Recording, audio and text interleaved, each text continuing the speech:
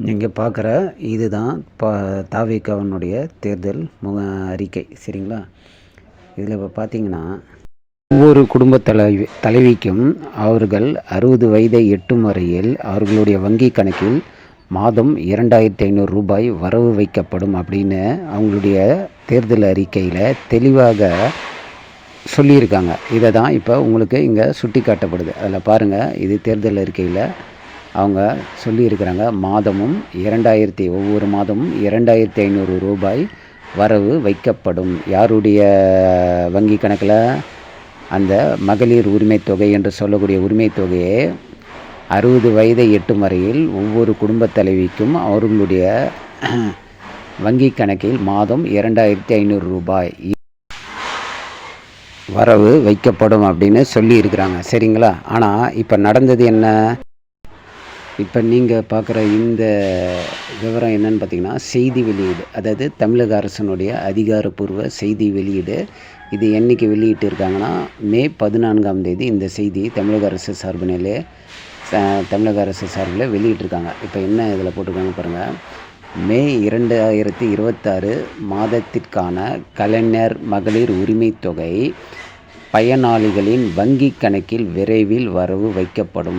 மாண்புமிகு தமிழ்நாடு முதலமைச்சர் திரு ஜோசப் விஜய் அவர்கள் உத்தரவு அப்படின்னு போட்டிருக்காங்க. சரிங்களா? நல்லா பார்த்துங்க. இது தமிழ்நாடு அரசினுடைய செய்தி உத்தரவு. அங்கே என்ன சொல்லியிருக்காங்க? தேர்தல் நடப்பதற்கு முன்பு அவங்களுடைய தேர்தல் அறிக்கையில் மாதம் 2500 ரூபாய் வரவு வைக்கப்படும் அப்படின்னு சொல்லியிருக்காங்க. ஆனால் இது தேர்தலில் அவர்கள் வெற்றி பெற்ற பிறகு, அவர்களுடைய அரசாங்கம் பதவியேற்ற பிறகு முதலமைச்சர் அவர்களே உத்தரவு இட்ட இந்த செய்தி குறிப்பு. நல்லா புரிஞ்சுக்கணும். மக்கள் விழிப்பு நிலைக்கு வரணும்.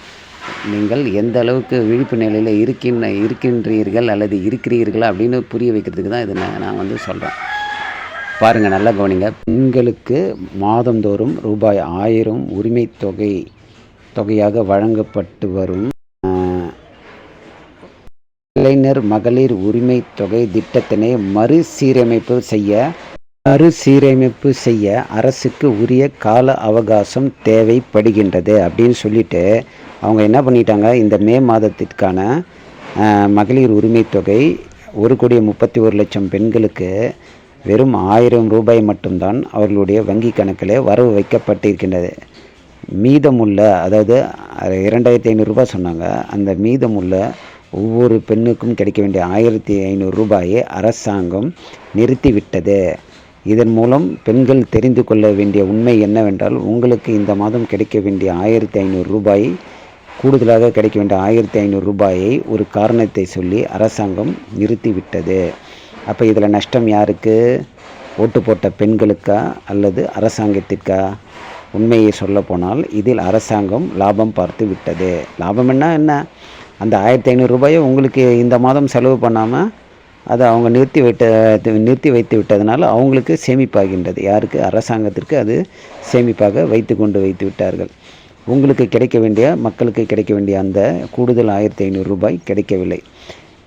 இந்த வீடியோ மூலம் நீங்கள் என்ன தெரிஞ்சுக்கணும் அப்படின்னு பார்த்தீங்கன்னா, எப்போதும் ஓட்டு போடுறதுக்கு முன்னாடி நன்கு யோசித்து ஓட்டு போடுங்க.